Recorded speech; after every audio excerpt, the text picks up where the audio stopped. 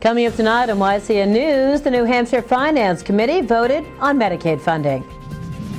Claremont property owners find out how their tax money is being spent. And healthy living is the highlight of National Nutrition Month. For more news, weather, and sports, it's time for YCN, your local view. Now, your daily digest of the Dartmouth Lake Sunapee region, southern Vermont, and Windsor County. News, sports, weather, and all that is happening in our area. The news on YCN, your local view. Good evening. It's Monday, March 16th. I'm Laura James. Welcome to YCN News. Medicaid expansion in New Hampshire again is up for debate now that Ohio's Finance Committee voted yesterday to remove its funding from the state budget. Now, the vote fell along party lines 6-3, with Republicans outnumbering Democrats. That, according to the union leader, Governor Maggie Hassan, per the proposed 2016-2017 budget, now under review, included money for continuing the expansion beyond December 31st, 2016.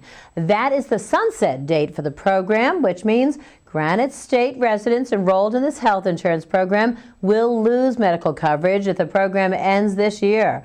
Medicaid coverage is for residents who don't earn enough to qualify for insurance through the nation's new health insurance law.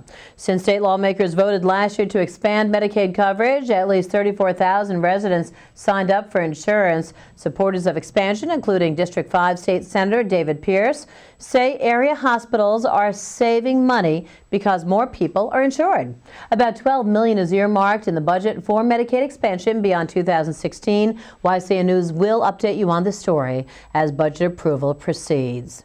In Claremont, property owners pay some of the highest taxes in the state, and a special program continues this Thursday to help residents better understand how their money is spent.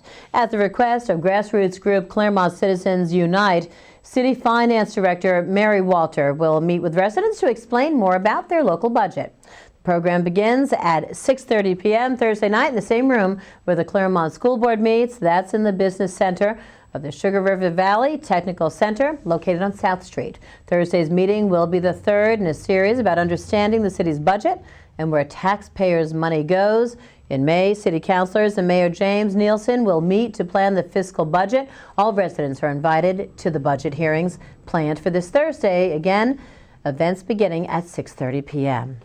Well, his name was well known around the Lake Sunapee Dartmouth region, West Central New Hampshire, and in the North Country. The late Ray Burton, a longtime executive counselor who lost his battle to cancer in 2013, will be remembered in the state's southern tier. The Concord Monitor reports the newly renovated Welcome Center at I-93 in Hooksett will be named in his honor. March is National Nutrition Month, and YCN News Director Lisa Cannell has an interview on healthy living you don't want to miss. All when YCN News returns. The YCN News continues in a moment.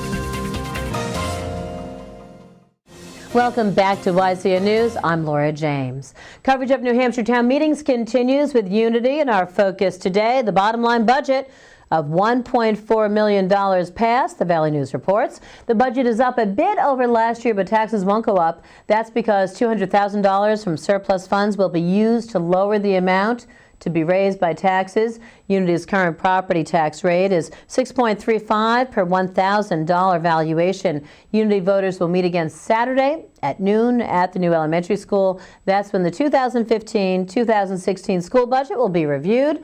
The proposed budget is $3.5 million. Beyond town meetings, March is National Nutrition Month, a time when we can turn our focus to helping ourselves and family feel and look great. The theme of this year's National Nutrition Month is Bite into a Healthy Lifestyle. YCN's Lisa Cannell met with registered dietitian and diabetes educator Virginia Morris to learn more about this important topic. Hi, Virginia. Hi, Lisa. It's nice to meet you. And let's talk about your work today as a diabetes educator for Valley Regional Hospital, but I understand that you've done this work before. Right. I'm a registered dietitian and certified diabetes educator. I've been in the field for almost 27 years now. Okay. And this month is National Nutritional Month. how important is it for everyone to focus on their diet, what they're eating? It's important for everyone, very important. Different aspects of your diet, especially eating a variety of foods, different colors from the fruit and vegetable group, portion controlling, looking at food and nutrition labels and at least being aware of what a suggested serving size is. I think it's Girl Scout cookie time, isn't it? Yes. Yeah, I know in my house if the Thin Mints are going to last more than an hour, we have to look at what a suggested serving size is. So I don't feel that there's good or bad food. Food is just food, and it's portion control. And don't believe in can't. Someone saying that they can't eat that. I like to tell my patients to change the word from can't, which sets up a feeling of deprivation, to choose. You choose to eat this, or you choose not to eat that. So. And sort of like you mentioned earlier, one of your favorite quotes by Oscar Wilde. Yeah, Oscar Wilde. Everything in moderation, including moderation. Okay. Yeah, you have to be honest with yourself. Some of the processed foods can fit, every once in a while in moderation, but as long as it's the exception, not the rule. Okay. And the bill that was recently reintroduced in Congress by Senator Jean Shaheen of New Hampshire and Susan Collins of Maine, why are you watching this bill? I'm excited about it because it's going to improve access to diabetes care, diabetes management, diabetes education, the information that's given to the public. And hopefully it will make it easier for people to afford diabetes self-management education, because it will, third-party payers, Medicare, Medicaid services will reimburse a bit more liberally, perhaps. Okay. And getting back to National Nutritional Month, right. What are some of the biggest misconceptions about type 2 diabetes? That, again, you have to be following a very strict diet, that you cannot go out to eat or have an occasional sweet, that if you have type 2 diabetes for 8 to 10 years and your doctor tells you that it's time to transition to insulin, it doesn't mean that you've failed.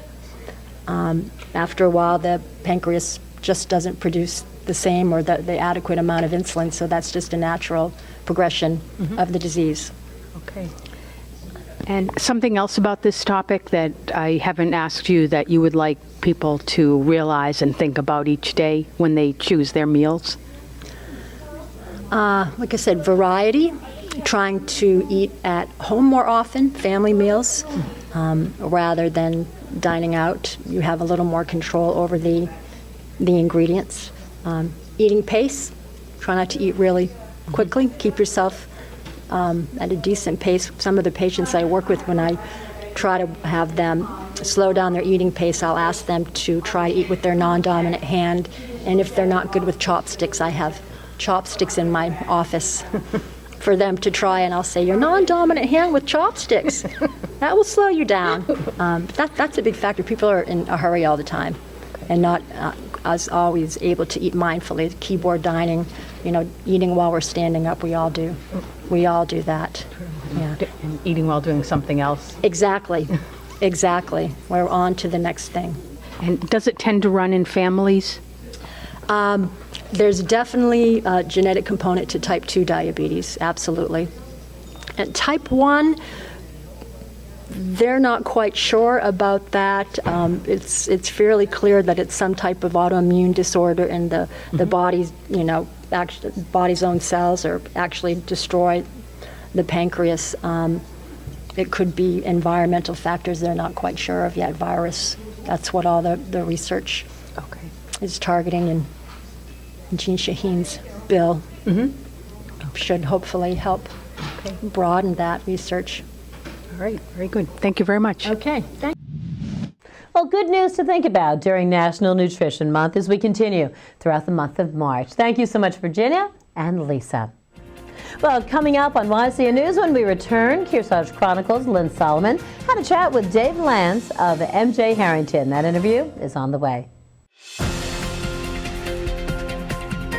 YCN News continues in a moment. Welcome back to YCN News. You know that topic we all talk about with frequency? It's the weather, and it kept us chatting this weekend, too. Let's check that forecast now. Mike? Thanks, Laura. Things started a little cool out there this morning, but sunny skies helped us barely break that 40-degree barrier this afternoon. Temperatures will dip down to 30 degrees tonight, with calm winds and a 30% chance of flurries as we work our way into tomorrow morning. Flurries should stop by about 9 a.m., and things should get a little warmer as highs are expected to reach 42 degrees. Temperatures will bottom out at 13 tomorrow evening, though 10 to 20 mile-per-hour wind gusts could make it feel much colder at times. Wednesday will bring mostly sunny skies with a high of 23 degrees and low of around 11. Now let's take a look at our community calendar to see what's happening in the region. The Howe Library on South Street in Hanover, New Hampshire is hosting a free lecture by the Wind Cycle staff called Staying Safe on the Internet tomorrow from noon to 1 p.m. in the library's Mayor Room. Members of the audience are welcome to bring their own lunch to eat during the lecture. The American Legion Post 67 in Chester, Vermont is hosting a St. Patrick's Day dinner tomorrow from noon until supplies last at its Route 103 location. Cost is $10 per person. Woodstock Union High School in Woodstock, Vermont is hosting a lecture on bullying and social media on Wednesday from 6:30 to 8:30 p.m. There is no cost to attend. Call 802-457-1317 for more information. Well, we've got just one winter sports team left after a pair of quarterfinals games Friday night and a big championship game on Saturday. I headed up to the Lane Metcalf Gymnasium to watch the 4th-ranked Lebanon boys basketball team in its quest to advance to a 3rd straight Final Four at the University of New Hampshire. The Raiders were up against an oversized Merrimack Valley squad with 4 players on its roster listed at 6'4" or above, but Coach Keith Maddie's team made easy work of the 5th-seeded Pride, shooting its way to a 10-point halftime lead and an eventual 67-54 victory. Sophomore guards KJ Maddie and Ryan Milliken led the high-paced Lebanon offense with 16 points apiece, including this bucket by Maddie in transition, and a nifty floater here by Milliken in traffic. The Raiders were nothing short of dominant from beyond the arc, converting 7 3-pointers in comparison to just 2 by Merrimack Valley. But Lebanon was also able to make its presence felt in the paint, as junior Jake Hansen added 13 points, including this nice finish on a pass from a falling Maddie. The Raiders will now have until Wednesday to prep for the semifinals, where they'll take on top-ranked Portsmouth at 7:30 p.m. I spoke with junior Austin Whaley and Lebanon coach Keith Maddie after the game, who were both excited to get another opportunity to compete on the big stage at UNH. We knew they were big and we're small, and we knew we were going to have to be really physical, and we were, and we knew we were faster, and we'd run down, up and down the court, and we could run them out of the game, because we knew they were slower than us, and we also knew if we just stick to our stuff that it's going to work out in the end, because we got a very complicated offense that's hard to guard. So we just stuck to our game plan, hard defense, and it worked for us. It's a cool atmosphere. I'm psyched for my kids. We're back to the Final Four for the 3rd year in a row, and that's special. And playing here was special tonight. And I'm just my seniors have been so great all year with how hard they work, and they don't actually play that much, but they work super hard and they keep us together as a team. I'm glad that they get to go back to the Final Four. The top-ranked Hanover girls hockey team battled back from an early 1-goal deficit to clinch a 6-3 victory in the program's 6th straight Division I title Saturday at the Verizon Wireless Arena in Manchester, New Hampshire. The Marauders trailed 3rd-seeded Bishop Brady Trinity 1-0 at the first intermission, but rallied to score 4 goals in the second, including 2 within a 12-second span, to take a lead it wouldn't surrender.